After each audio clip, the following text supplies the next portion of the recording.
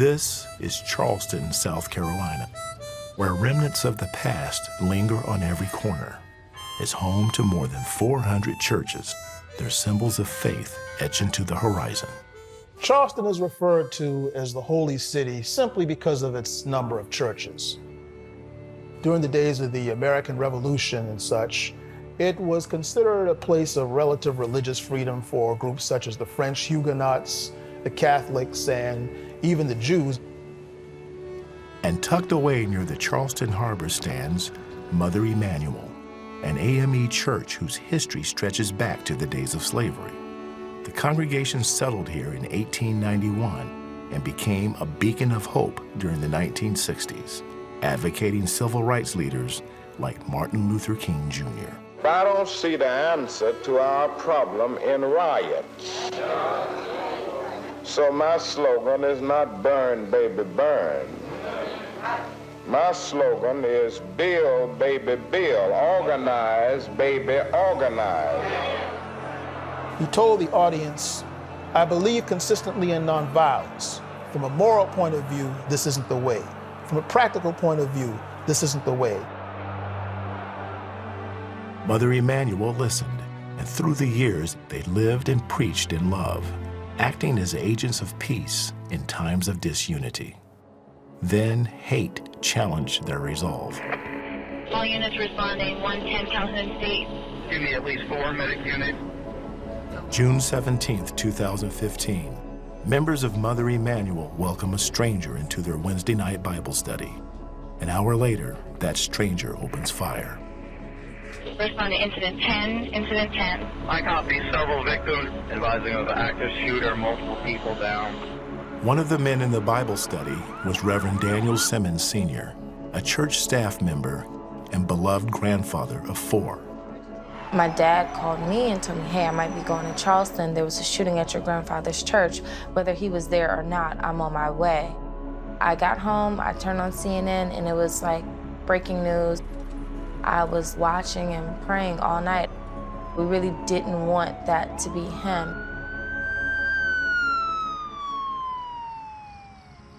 Daniel Simmons was a Vietnam War vet and 4th-generation preacher.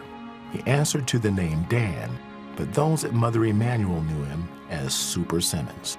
My grandfather was a very strong individual. He was very strong-willed, and it was hard to convince him of anything that he didn't already know.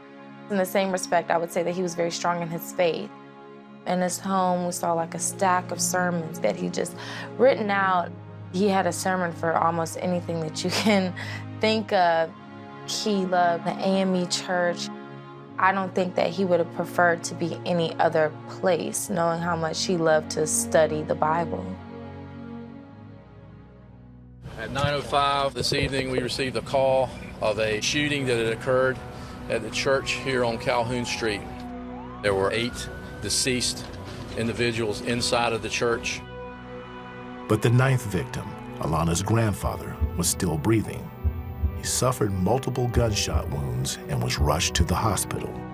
As Alana waited to hear if he had made it through surgery, the reality of what had happened began to sink in. Police are still looking for the shooter. He's described as a clean-shaven white male in his early 20s.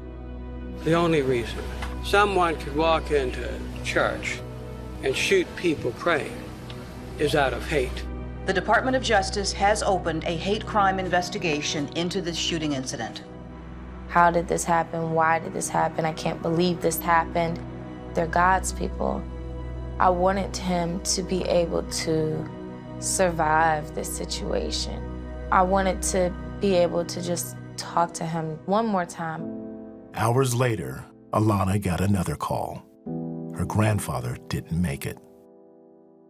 And 8 victims became 9. I was devastated to lose someone to a race crime like that, especially in the middle of prayer. It makes you angry to think that we're still in that same place of hatred that we were years and years ago. The suspected gunman has been identified as 21-year-old Dylann Roof. He was captured just outside of Charlotte, North Carolina. 12 hours after opening fire on an historic black church. The only thing that I could pray for was peace for my family and for the city.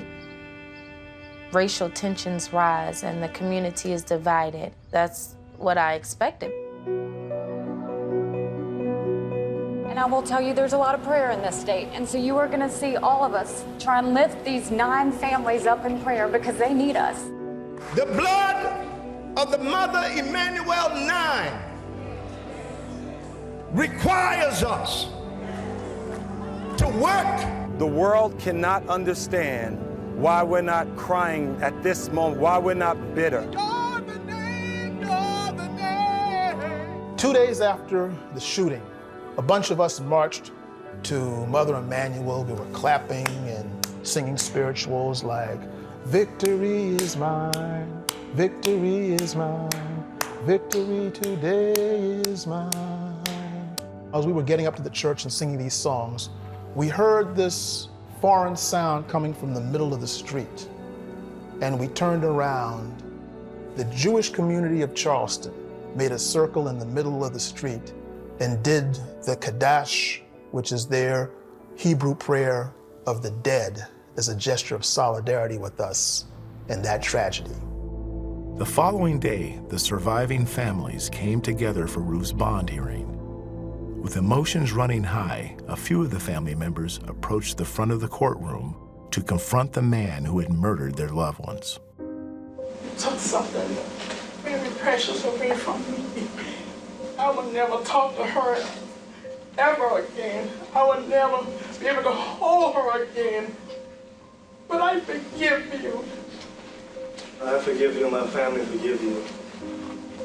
But we would like you to take this opportunity to repent.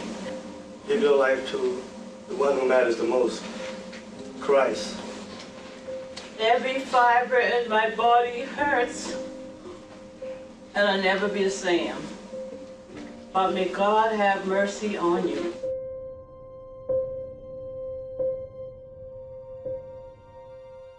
I'm certain that at the time that my grandfather served in the Army, and at the time that he even grew up, that he was mistreated simply because of the way that he looked.